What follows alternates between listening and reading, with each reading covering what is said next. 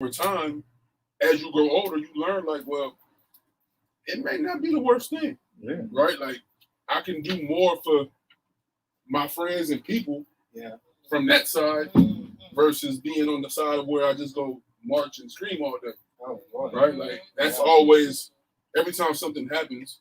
What's the first thing we do? We all rally up, we grab our signs, and we go protest, right? We call that ambulance chasing. Right.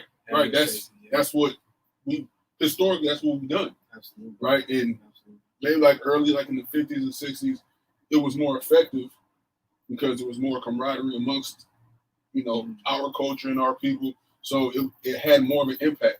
Yeah. Nowadays, they kind of know how to pacify us enough to where it's like, you make enough noise, we'll give you some false victories, and we'll let you holler and scream, tear some things up, and then let that die out, and it'll go away after a couple months. Well, let me ask you something, because we're always hearing things about when we get angry about something or we protest something, and like you just said, where we take to the streets, right?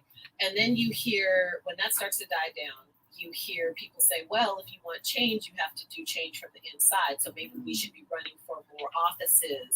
And these are the things that happen when you don't run for local office and stuff like that. However, you don't often hear the same thing about becoming a police officer. You don't hear people, because that's a position as well, where you can make some change. So what do you think about that kind of disparity between the like public office, political offices maybe, and being inside the police department? Well, for political office, like someone like me, that's never been. I'm not one to just sit behind a desk all day and kiss babies and shake hands. That's just not my personality, especially for things I may not believe in.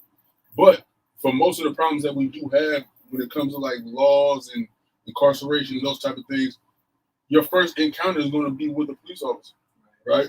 And most of the issues that we're protesting is between on the street level between people in the community and police, right? And it's always, the white cops are shooting black guys, right? That's a narrative. That's always a narrative. Like, the white cops are doing this to black people. Okay, whether that's true or not, it's not. I don't know. I don't want to speak on that. Sure. Right, but whether that's true or not, what if it was somebody that looked like you dealing with you, who can understand a lot of the things that you may be feeling, whether I feel that way or not? I understand where you're coming from, and I can talk to you in a different way. I can talk to you on a level that we can both connect, because we come from the same area. We come from the same upbringing. You know what I'm saying? Like, my brothers or your cousins, or we're all got the same friends. So the way you speak doesn't alarm me, because I've been speaking that way too. So you can yell and cuss at me, and I'm gonna be like, all right, well, I may yell and cuss at you back. And I understand, like, I can't always be quote unquote professional with people who are not professional. And this isn't like training that's giving me, it's life experience that like, all right, well, if you talk to me this way, I know we can connect on this level. Versus somebody who never engaged with somebody like myself. And so they're talking to me in a way that I'm not really comprehending, and I feel like you're trying to talk down to me. That's right. That's a big issue. You know, so I'm sure most of our audience would agree that there are, of course, systemic issues, right? Not just on an individual basis, but systemic issues within the police force and with what we call law enforcement, right? So just being on the inside, what positive changes have you seen from the involvement of more, I guess, people of color and even women, or people who identify as women being involved in law enforcement? Positive changes, like as far from as the like, inside. Because of course we've all seen the bad news, right? Even as recently as like yesterday, right? But of course throughout history, right? Like with the police killings that have happened, and with the police brutality that's been recorded and not recorded, right? So on the positive side, right? Like what changes have you seen that's going to keep that from continuing to be the history of our relationship? There's more people like me that's actually getting involved with the field. I can't control what other people do when I'm not there. You get what I'm saying? Or like, even if I'm there, I still can't control what somebody else does. I can try my best to intervene once it starts to happen.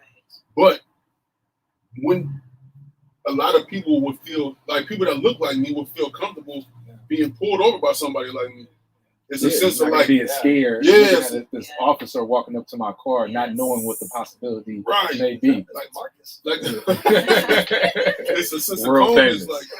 Like Right. they may still be nervous just because it is the police, but at the same time, it's like, all right, well, I don't have to have the same fears I did if it was somebody who absolutely looks nothing like me. Right. You get what I'm saying? Like, and I went through it before I became in this position. Like, I used to get pulled up by the police and be like, oh my God. Yeah, this might be it. It creates a sense of anxiety almost. You Yeah, know what I'm saying? definitely. Like, you like, dang, Definitely. okay, is everything cool? Do I have to reach for something? Let me Are have they my gonna weed think? real quick. Definitely.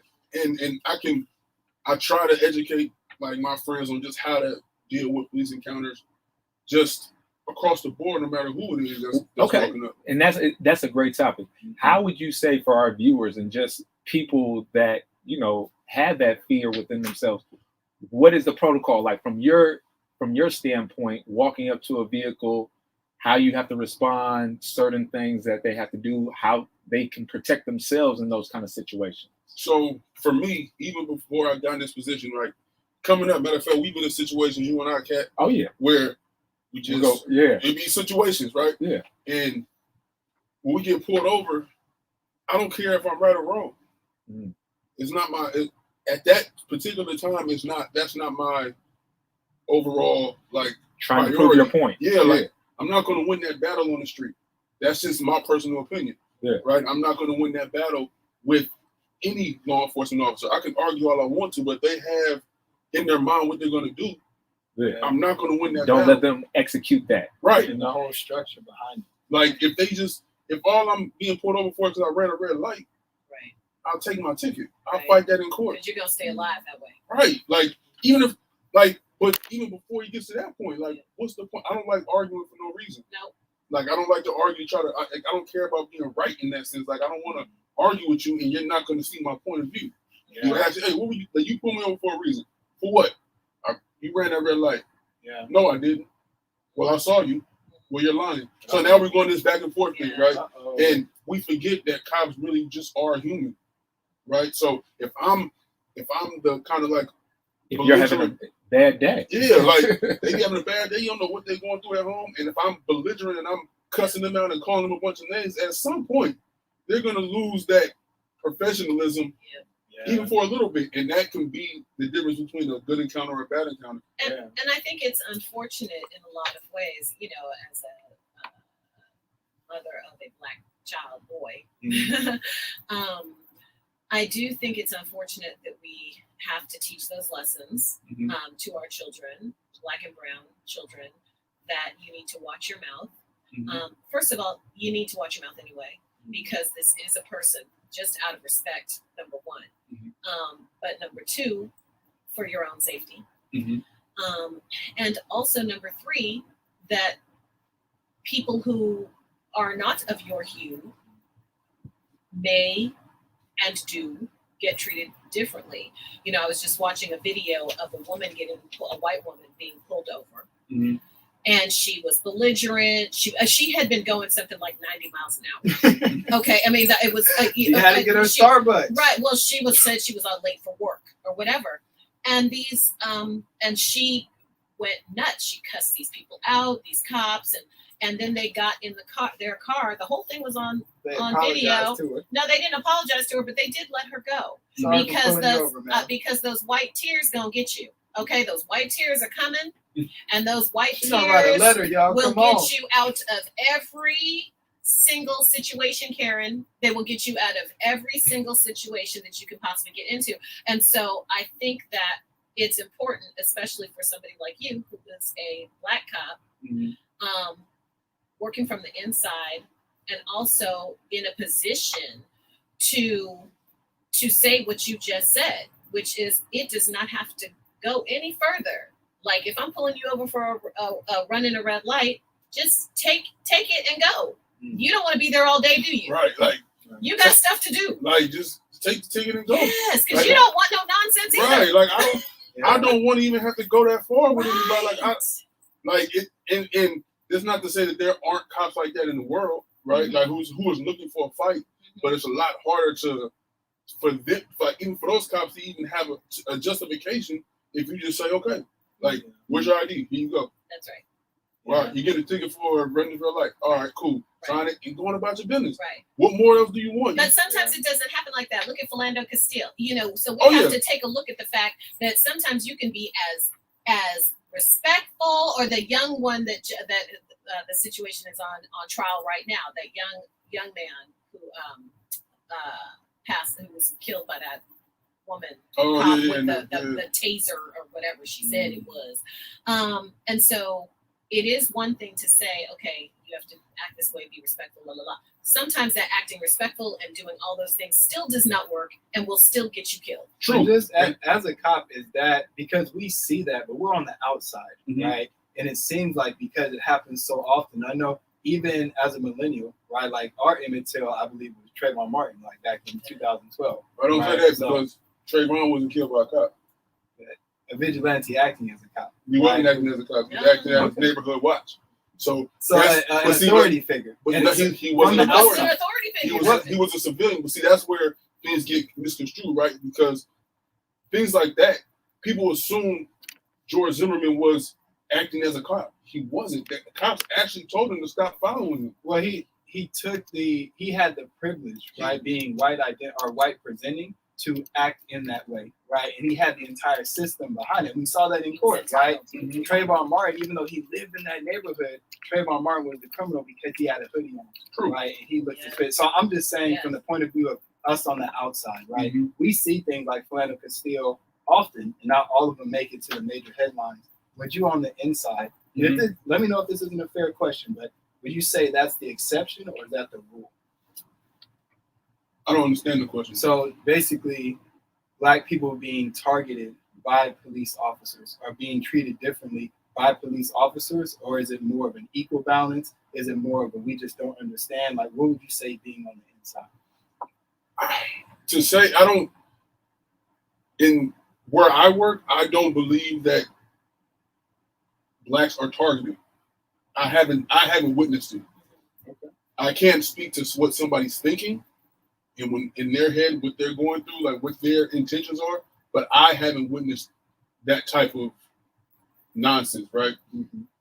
But I will say situations are avoidable 90% of the time. We put ourselves in certain situations as well. Like, okay, say we're driving down the street and we tack out a car, right? Smoke all in the car and all that kind of stuff. You drive past a police officer. Now, I have a reason to pull them over. Then that leads to conversations, get out the car, all those kind of things. You know what I'm saying? And then on top of that, excuse me, not to cut you off. Yeah. But if we are aware, right, or we believe that there are disparities on how we're treated by law enforcement, especially white cops, then we know we need to do better. We can't always consistently give that excuse for them, right? Right. So like if I pull a car over, like I pulled a car over one time and like he smashed out of this neighborhood and ran 2 stop signs, no lights, so he's smashing, right? Pull him over. I'm like, bro, what is you doing? He was like, man, I had to get up out of here. I'm like, all right, well, give me all your stuff, your license, registration, car insurance. He's like, bro, I ain't got none of that. Huh. Okay. Even in that moment, why are you driving like that? Right. Yeah. Especially when you don't have any of that. Especially when you're dirty, Right. right? And if I wanted to help you out and give you a break on you running the stop signs and speeding, you ain't Make got no it hard driver's now. license. Right. Right. Like, Right. Put me in a tight I spot. can't even help you with right. it. Yeah. And so now if I make a move to try to, now I have to take it a step further because at the end of the day, I do have a job to do. Yeah. And I got to protect my other people Yeah. who are driving by the law. He could Right. hit somebody He could have and hit somebody. You get what I'm saying? I gotta he could've did all protect kinds of stuff. your life, right? Like I gotta protect your property. If he hits you with no car insurance, you out of luck. Yeah. So now, if I have to take action and remove him from his car and be like, and take his car, now you want to fight. Right. Now you want to fight me. You want to call me all out my name and Right. do all this, right? Yeah. Now it elevates. We get into a full-fledged fight. A mistake happens, right? Yeah. Or- national news. It makes national news. The cops are Violent wrong. cop shoots black. Everybody skips all the steps that Yes. led up to that point, right? Like, bro, why are you driving like that out the gate? Or why don't you have a driver's license at least? Mhm. Yeah. So how would that story end? What you mean? that a situation like what you just described, How do pull you somebody de-escalate? over, how once you tell that person, listen, you don't even have a driver's license, like what happens next? For me, it's all about communication, right? Like I said, I talk to people on their level. Yeah. Well, I attempt to, right? Yes. And just be respectful. Like, hey, bro, like, listen, I'm gonna do what I can for you, but Right. you gotta help me help you. That's right. Yeah. Like, if you just riding that dirty, you lucky. All I'm gonna do Yeah. is take your Yeah. car. Exactly. Yeah. You know what I'm saying? Like, You give me multiple reasons. yeah, like I gotta do something. Stacking the cards Yes. against Wow. yourself. That's good. Yeah. Like, I gotta do You something, do have to do something. but I would do what I can so I don't. Destroy your whole Right. life. Yeah. Like, that's not my intention, but I gotta protect everybody else around you. That's right, because you're a public servant. Right. Yeah. Like I don't want to make anybody's life hard. Yeah. Like, I would like to. I'm there to help, but if you're the problem, I gotta Yeah. help you learn. Accountability. Right. I gotta protect everybody else around you and around me. Yeah. So, I just try to communicate and tell people exactly what it is. If they gotta go, they gotta go. Yeah. Like, Good. some people That's good. deserve to be in jail. Yeah. Oh, for We, sure. we have a comment from one of our live viewers at ACH.show. This is at Mr. Griff81. He said he really appreciates this conversation because he's currently in the police academy. So That's he's what's up. starting to see it from both sides. Mr. Griff is also a black man and a black father. But Go ahead, my Mr. question Griff. to you, brother, my question to you is in terms of the cops who are watching this show, like our audience who are cops or who have cops in their family, how would you recommend de-escalating a situation? Because as you mentioned, the cops are the professionals, right? And sometimes they come into contact with people who may be belligerent, who may also be traumatized in a state of heightened anxiety because of the things that we see on social media and other outlets, right? So how would you recommend that other cops would go about just maintaining that professionalism and de-escalating the situation as it starts to get out of control? Oh, that's a hard one. Like I said, like I can't speak for other people and how they react. Can I rephrase the question? Yeah, go ahead. So is there any training? Oh, Right? Is there that's what I was gonna specific say. Oh, vegan bodybuilding going the same way. Yeah. Right? Is there any training that's happening within the academy or outside of it in order to address that? Man, there's so much training that people don't even understand or realize how much we have to go through. Like academies are six months to a year, right? And then after you go through that, then you have like another 4 to 6 months on the job training. Yeah. So like on the street, actually dealing with people and it's still training. There's classes that we take. There's constant like online training that we take. A lot of it, I believe, is just a lot of life experience that where you're going to get the real training. Is 6 months to a year long enough?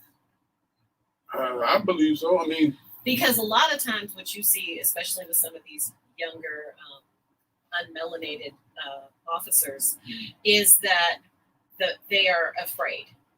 And they're But they're taught to be afraid. well, That's yeah, programmed. sure, That's society. in whatever general. the situation is, but yeah, they're scared. Just like I saw this one video of what a cop pulled over a guy in like an AM/PM mini market or something like that, and when the guy, you guys probably saw this, when the guy said, "Give me your whatever ID with whatever," and when the guy reached for it, the cop shot it, and the guy said, "Dude, why did you shoot me? You just told me to give you Oh, yeah, this, I saw right? that. You remember that?" Sure. And so you see some of these young cops, even the guy that shot Philando Castile is like, "Oh my God," you could see that they look like, "Oh my God, I can't believe I just shot somebody." And so my question is, and not, shout out my father-in-law who was a Caucasian cop in San Francisco and is retired. Wow. He has said many times, shout out Vic, he has said many times that, that there's not always, so these days, these guys pull out their guns, pull out their weapons a little bit too fast, The too trigger often. happy. The cops? Or Yeah, the cops. Oh. Yes, because he said, I didn't do that all them years as a cop. Mhm. Yeah. So, Where did you grow up? huh? Where did you grow up?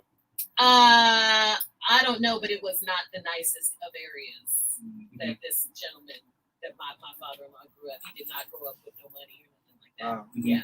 Yeah, and so Mr. Griff also said that there's a book he recommended. It's called Verbal Judo. This is the gentleman going to the police academy.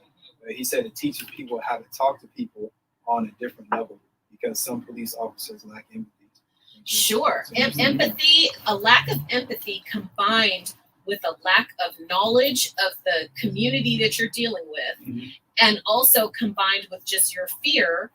And I believe my personal belief is more training, better training, because some of these younger Caucasian and other cops seem to be a little trigger happy and also scared of something they don't understand. But see, training, to me, that's a cop out. Okay. Right. Yeah. Because training is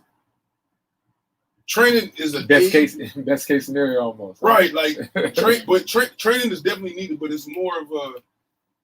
It's like field training. Yeah, it's more field training and to me, life experience. Right. Because if training was the issue, the issues that you guys are referring to will happen to everybody. Right. Right. Because it got to be trained. There's a fear issue, I think Mr. Griff is right. Thank you, Mr. Griff. I think that learning how to communicate with people, if you are not from this community, you need to learn, and that's why I said training, be taught or self-taught or something. How do you get the training and the knowledge and the resources, exactly like Kwesi said, so that you don't freak the F out. So I was going to throw something out there. I don't know if they're implementing this right now, right? So if you're a cop coming out of the academy, right, a Caucasian cop, right, I think you said it's like 6 months or 4 months that you're in the field. I mean, it depends on the academy, but it's give or take. You're right? in a year and some change for like just training purposes, period. Yeah. So whatever amount of time that you have in the field, the hands-on training when you're actually in the streets and you're a Caucasian cop, you should be out there in the field with a non-Caucasian cop. You know what I'm saying? With that hands-on training to see how they escalate certain conversations and stuff like that. You know what I'm saying? Learning about communication. Yeah, how but to communicate. Because I was going to say this, because if you're learning from somebody that's seeing it only from your perspective, so if I'm a Caucasian cop and my trainer that I'm out in the field is a Caucasian cop and he's scared too, now you got two scared individuals in a situation that he's like, okay, I would have reacted like he reacted. But I don't want to put the narrative out there like there's not a sense of legitimate fear that goes through every cop's mind and body when you're encountering somebody you do not know. That's right. So the fear thing, that only goes so far, in my opinion, right? Because any encounter you have with somebody who may be going through whatever, you don't know, like every car you stop, you're dealing with the unknown. You have no idea what this person just dealt with. Right. Or what he's dealing with at the time, or where he's coming from, where he's going. What his background is, you have no idea. So there's always that level of fear until you actually get to know a person. Anybody that says different, I believe they're lying. Right? Because I don't care who it is. It's kind of like, well, you got to fill me out, I got to fill you out, and then once we get calm, it's like, all right, well, we can engage different, right? Yeah. I understand that. So if it's on a one-on-one basis too, because you don't know what they have in their car, what kind of weapon, you don't know nothing. But then we have situations, especially like you see a lot of, don't even get me started on the lack of mental health access in this country that you see, especially in San Francisco, some of the big cities, schizophrenic people who have drug problems, all of these things who are super high on drugs or whatever, out of control.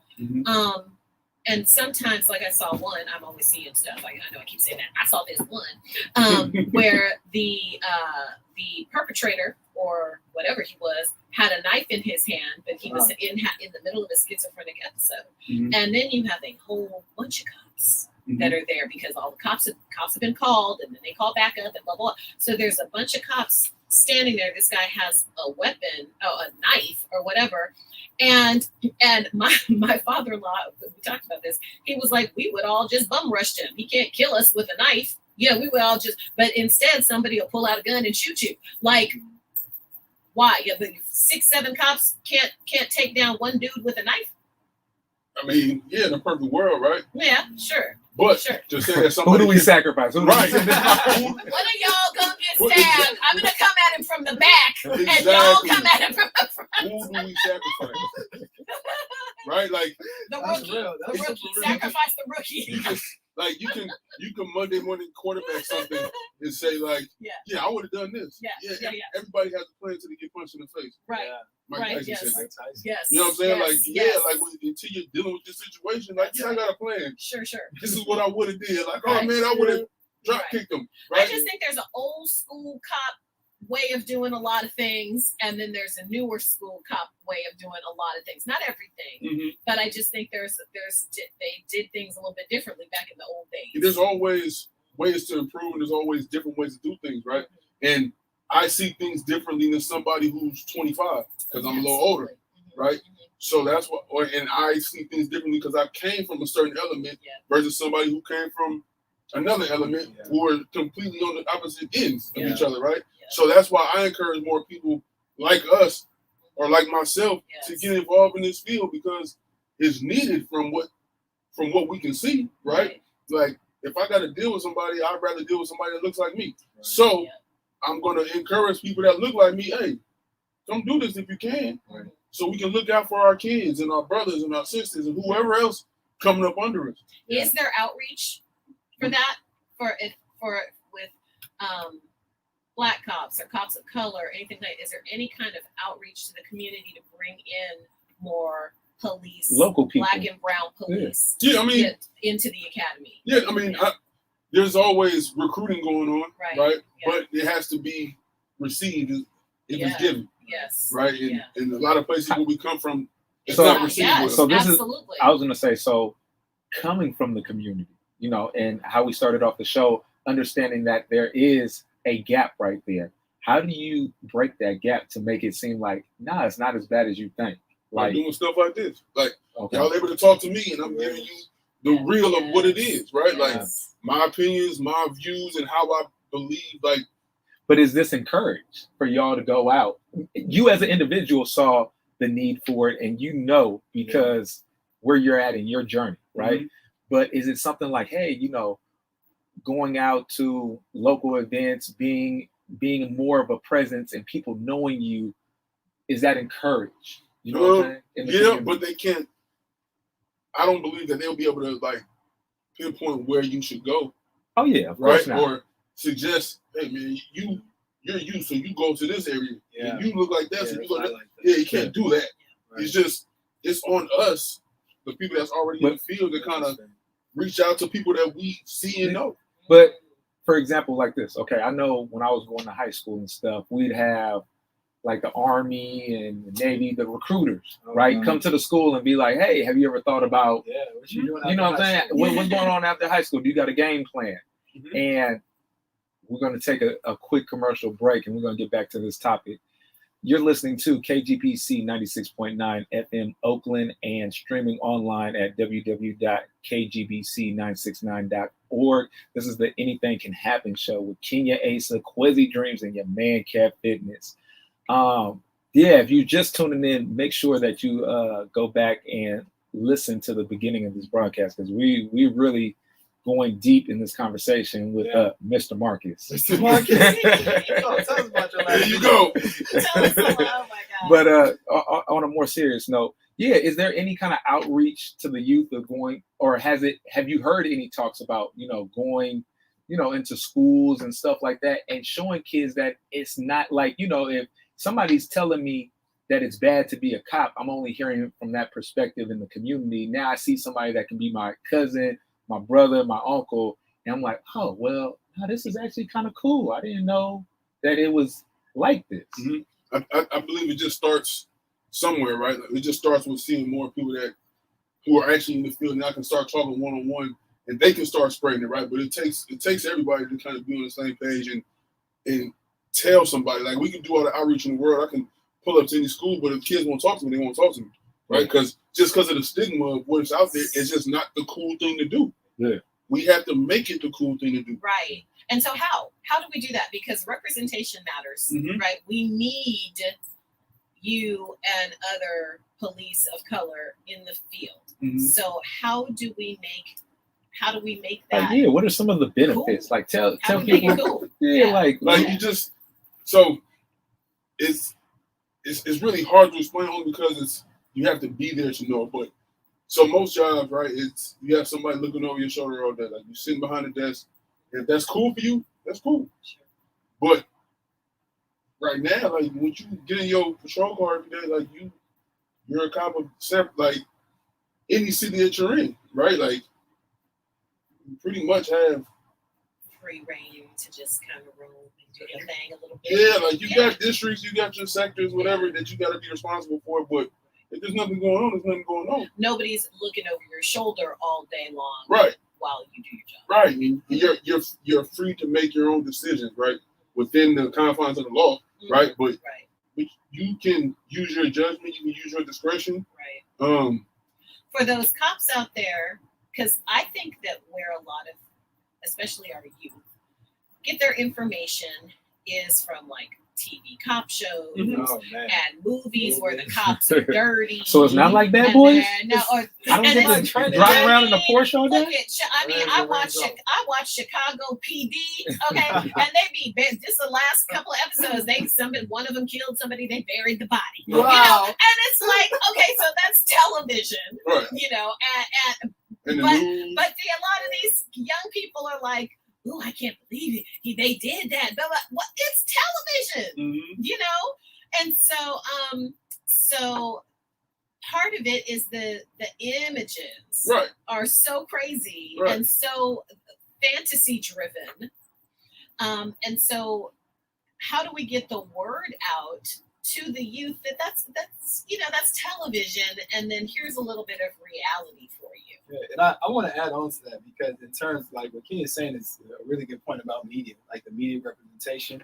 As a cop, in addition to that, are there any programs you would recommend, like any movies you've seen, any shows that you watch that are more alike to the actual experience of being a cop? No, not for shows and movies, because not at all. I mean, you're only going to see what they want you to see. It's always action, right? Like, it's not like that. Like, we don't go to work every day and be like, man, we finna deal with shootouts and somebody trying to kill us all the time. Yeah, it's nothing like that, right? Like, it's not that, right? It's more of helping people and responding, like counselors, like counselors. Like, you got to be able to. That's why I say life experience is so important, because you got to be able to talk to somebody and understand what they're saying and how to reach them to make them kind of calm down. Well, and that's a good question too, because how much, like Kat just said, counseling, how much counseling experience or education do the police get?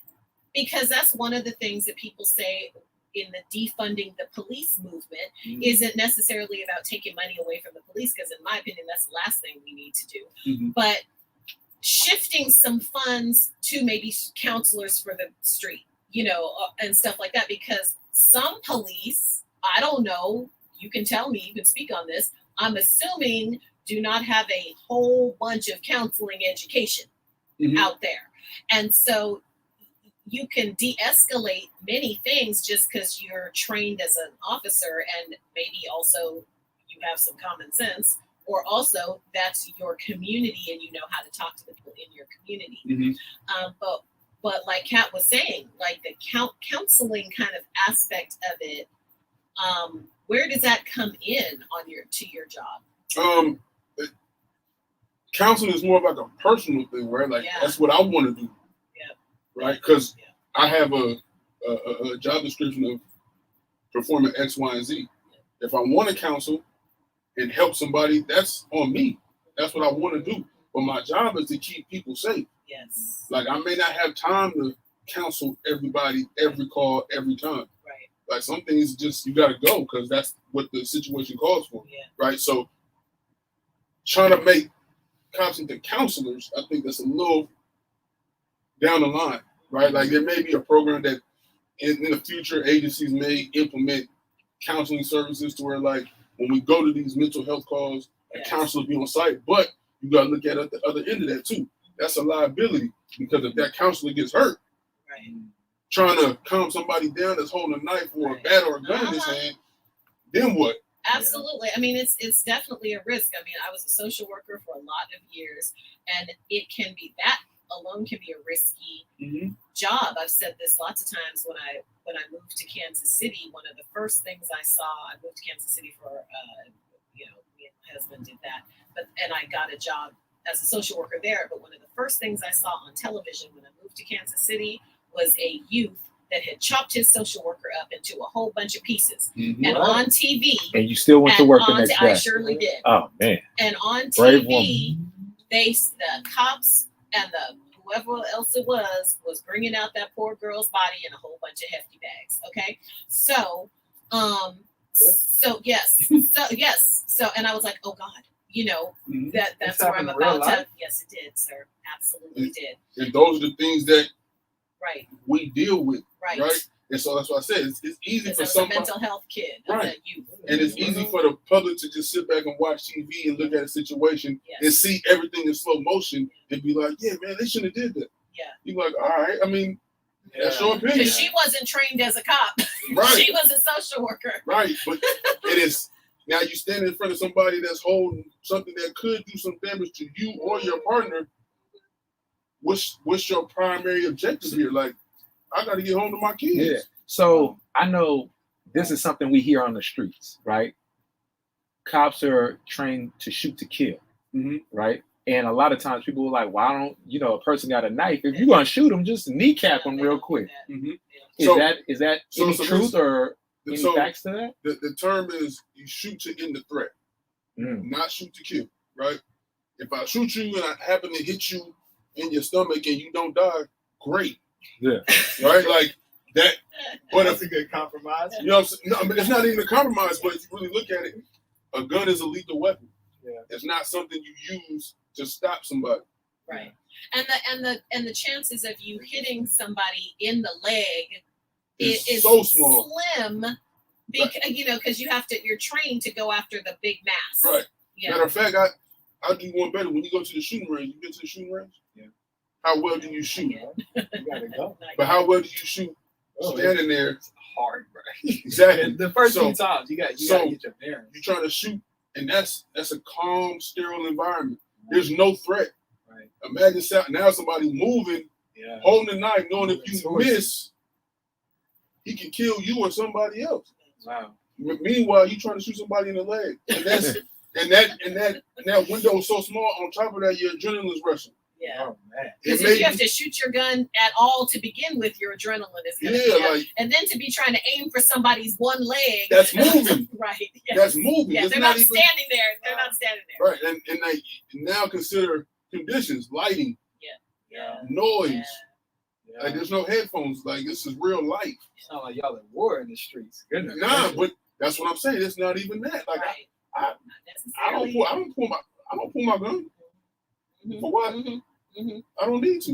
Right. If I feel the need to, then I will do what I'm trained to do. But I don't feel the need to 9.5 times out of 10. Wow. Right. Right? Like in my career, I haven't pointed my gun at anybody Never. ever. And how long you been a cop? A couple years now. Right? Like I've never pointed my gun at anybody. Just I take precautions and I make the conscious choice to not do that. Yeah. I haven't felt the need to. Now, if I felt the need to, I would definitely do what I'm supposed to do to protect myself, whoever I'm with, my coworkers, my partner, and get back to my family. Yeah. Like, you know what I'm saying? So it's just one of those things, like, you have to be in it to understand what I'm saying, like, fully. Because I'm sure there's people looking like saying, like, oh, man, you pull your gun. Like, they pull their guns all the time. You don't know what they're feeling. You don't know what they're thinking. You don't know their feelings. You don't know what they got to lose, what they see. Right? You can see something totally different than I see. Yeah. So you pull your gun, and I'm looking at you like, why are you doing that? Right. You can see a gun in his hip. Whoever we're about to take on, you can see a gun. I don't see it. But I'm looking at you, but I gotta trust your judgment. Yeah. You know what I'm saying? Like it's just one of those things, like you have to be in that field to understand like Yeah. everything that goes into it. Like Yeah. everything that goes through your mind. Right. It's a lot of steps, right? Yeah. And that's training that helps Yeah. because it's muscle memory. You do it enough times, like okay, you get it, but at the same time, like it's not a foolproof. You just gotta Yeah. understand. And just like behind the scene, it sounds like being a cop is a very, very stressful job. Like you sometimes get violent and out of control, and just a lot of things that have to be dealt with in the moment, Split right? second. But in terms of behind the scenes, right, is there Mhm. anything happening systemically, structurally to maybe alleviate some of the stress that these cops feel when they're out in the field, right? Which naturally, if it's not, it's going to be taken back out into the field. Like, is there anything happening behind Do you the scenes. guys need some yoga? Because I got you. I'm a yoga teacher. I got you. I mean, yoga and like it just Meditation.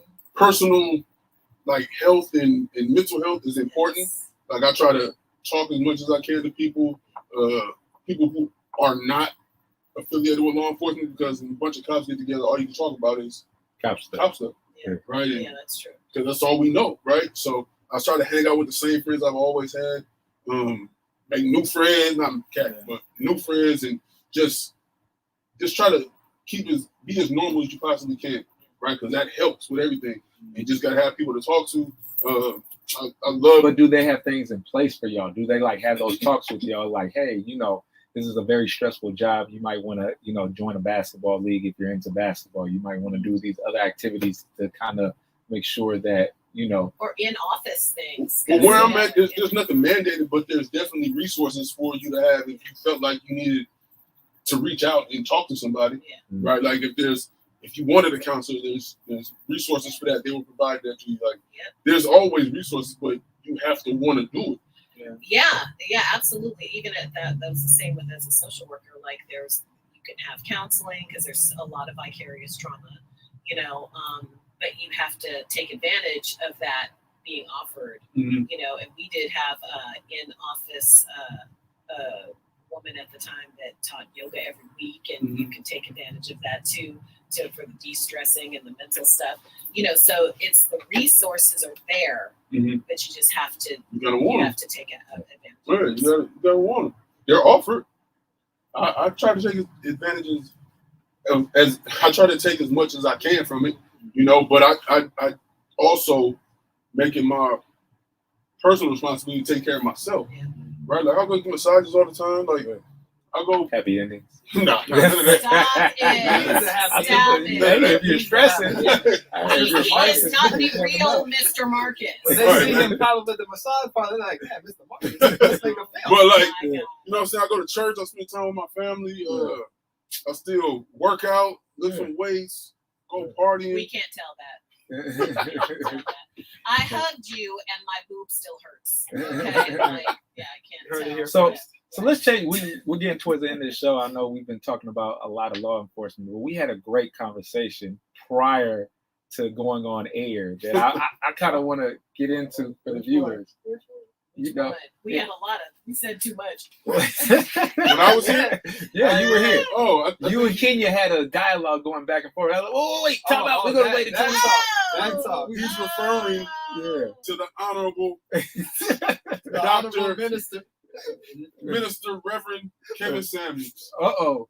It was an interesting conversation. Ladies and gentlemen, That's Big Bro right there. my head That's hurts. a brave man. My head hurts already. He says no wrong. I need to know. Uh-huh. I need to know why you like that turd-faced, It's not like he Crony. honors him. He honors him. kooky man. Because, for one, I just feel like he says a lot of things that men are not allowed to say. Mm. And are they not allowed to say that because they're stupid? Okay, Why are they not allowed so to say that? what is your overall, like, what do you see him overall? Like, how do you view him? Like, what does he Yeah. say that, matter of fact, Yeah. what do you say that's so, what do you think he says that is so wrong? Okay, so this is a really good point because Yeah. what you just said was, what do you think he says that's so wrong? Mm-hmm. So I do want to start by saying there's nothing wrong with my ears, and so I don't think he says anything. I'm hearing what he says because he's speaking English. Well, Okay. let me rephrase it. And so no, I hear you though. I hear you. I think I feel you. Okay. I think Kenya's And so- fired up, y'all. And so no, I'm all namaste. I'm namaste. Let's talk about it. Okay, I'm breathing. I'm doing some pranayama breathing here. I'm trying to stay calm. I don't think she likes No, Jefferson. no. I love everyone except him. And so what I would like to say is one of the things that he says that rubs me the wrong way is he gives horrible advice to young women. And so what I hear him say is, and actually I was talking to my cousin about some of this morning. Shout out to my cousin Cayenne. We were talking a little bit about Kevin Samuels and April Mason, right? Mhm. And Wait, who's April Mason? April Mason is a woman who is she's like a coach, and she coaches women on femininity and things like that. But she's shutting the doors of her feminine power coaching business or something like that. Okay. So anyway, one of the things that I hear Kevin Samuels say to young women is, number one, how old are you? How tall are you? How fat are you? How thin are you? Do you think so rate yourself from 1 to 10? Things like that. And then, and also, if you want a what is it he says? High value man, Mhm. which of course he equates to money, and also him being an old, crotchety old coot himself, he likes to let them know that that they should be dating crotchety old coots, thereby supplying his crotchety old coot friends with young women. And by all means, do not continue your education, because then you will not have the time to take care of me and change my Depends undergarments. And so I don't like him telling young women that they cannot follow their career goals or whatever those may be, and also have a love relationship. And the high value man thing is usually equated to money, and a lot of those men are older. You're not gonna be a 25-year-old woman and find and consider yourself a high value. Get yourself somebody that's a quote unquote high value man that's also 25 years old. Mm-hmm. These are young men. Mm-hmm. And so I just don't like, and I just think he's rude and condescending. He's a misogynist, and he don't give relationship advice if you have not been able to maintain a relationship of your own. Stay in your lane, which is obviously being single. One at a time. Okay. You got to just one at a time. We got Thank to you. 17. So I hate you, Kenneth Samuels. So Okay, go on. and everything that you just said, right? Like what we skip over is like he always asks the woman what they want, right? Okay. And when they ask them what they want, they always say, right? Oh, I can't mess with a man that doesn't make this amount of money, right? Right. I can't mess with a man who doesn't have this, right? Yes, so when true. you set those standards, the kind of men that they're looking for, that's what they want. So when you say, I won't mess with a man that's making 50,000, okay, cool. I understand that. So when I say, I won't mess with a woman who weighs more than me, I'm wrong. I don't think that. Not you. No. I hear what you're saying. So I hear you. He's not saying that those women, any woman that comes on the show doesn't deserve a man or doesn't deserve love. Right. What they set requirements on men first. And so when a man sets a requirement on them, now we're misogynists. We're wrong. We can't say that that's not what we want. I think that it's okay for him if he's asking women, and I know he does, because I know you're right about this. I've seen this. What kind of man do you want? Okay. I think that the problem for me comes in when he segues that into putting down the women. He segues that because, first of all, every single thing is not about what women look like. Every single thing. So, of course, you're going to have your type that you want somebody, say, for example, you want somebody to be healthy. If you're out there, if you're a man out there in a relationship, you're not somebody that's just like necessarily, I'm putting down big women.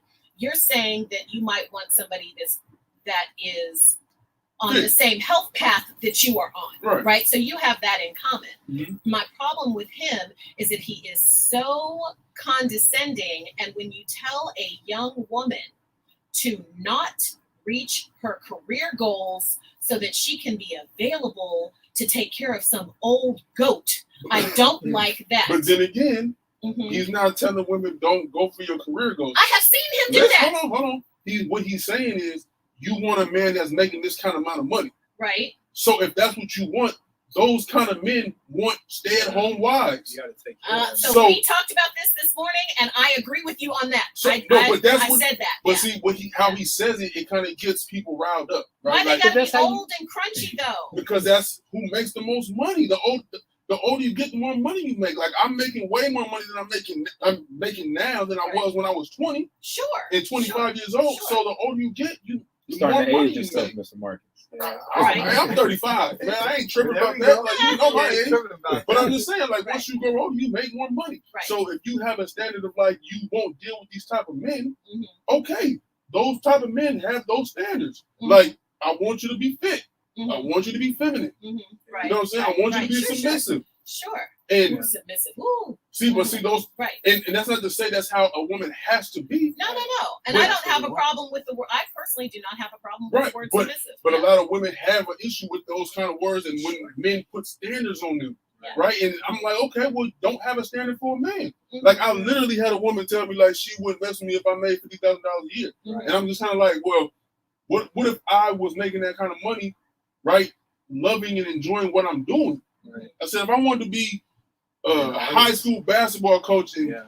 they were paying me $50,000 a year, and Right. I enjoyed and I was Yes. passionate and loved what I That's did. right. No, I agree with that. She Yeah. literally told me, "No, we have to figure out ways for you to make more money.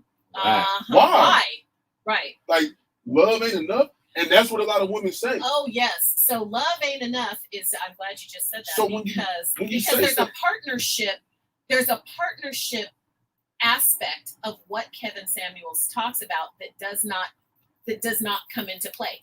I see him talking about relationships and they look like they for the man's benefit. He's a man, so I see him coming from that perspective. But where does the partnership aspect come in? He does not talk about that.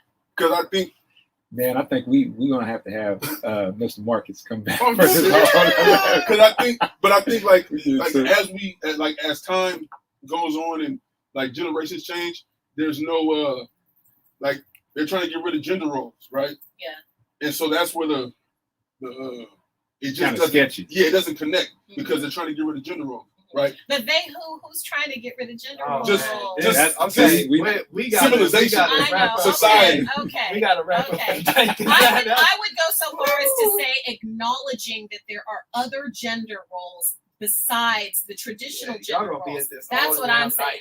night. That's what I would Where say. the dominoes at? I'm gonna say, Right. hey, I know we can talk about this all day because I really appreciate you being here and I really appreciate what you're saying. shout out to I the really Honorable do. Dr. Kevin Samuels. Man, I'm out. Shout out to Kevin That's the Samuels. final one. Kevin Samuels, please stick your head in the toilet and start flushing it. Keep going. We need you, bro. We need you. So Marcus, if any young brothers or young sisters or just anybody in our community are interested in getting more information about, how to get into the force or the academy or anything, want to reach out to you, do you have any social media outlets or anything where they can reach you at No, to what ask I- you questions? Now, what I will do, I'll leave all my contact stuff with y'all. Okay. And if they want to reach out and holler at me, Yeah. they can contact y'all. Y'all know how to contact me. And then I definitely give them all the game I can and Yeah. mentor and Yeah. coach and do whatever I can to get them in just because we Yeah. just need more. That's You it. We need more. And I do my part. Like, I don't want all the internet trolling. That's why I don't really do the Right. social media media. thing because That's people right. get bold on social media. I got time for that. But if you're really serious, you want to get into it and you need help, man, please reach out. And Awesome. I'm more than happy to help. That's so cool. You, Thank you. you ready to close us out today, Brother Kwesi? Yes. So if you enjoyed this episode and want to catch more about the Anything Can Happen show or tap in with the crew, make sure you follow us on Instagram at ach.show. That's at ach.show on Instagram. You'll find videos there. You'll find our day-to-day experience there. You'll learn more about our past guests and what we plan to do in the future. But thank you so much for tuning in and stay tuned for more. We're at kgpc969.org and ach.show on Instagram. We'll see you next week. Peace. Yes, sir.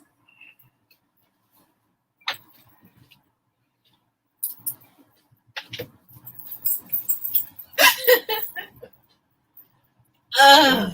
Man, who's going to get to the Honorable Dr. Kevin Samuels? We're going to be playing. You heard it here first. Oh my god. Felicia, I seen your hand go up. You need something? That was awesome. Thank We're you. gonna do a drop. I'm serious, dude. Really? Do a quick quick drop, just letting everybody know you have the Anything Can Happen show. Today's episode is talking about law enforcement in the inner city communities. KGPC. You don't even have to say it. Oh, Just say alright. anything can Basically, happen. I ain't gotta do that. Hey, it's Mark, or however you want to call yourself. Hey, it's Mark with, you just be identifying yourself. So, hey, it's Mark. Today we're talking about, whatever we talked about, just 1 or 2 subjects, and make sure you tune in. Hold on, let me get the thumbs up from Miss Felicia. Give us the thumbs up when he's ready to give the drop so we have it recorded, Miss Felicia.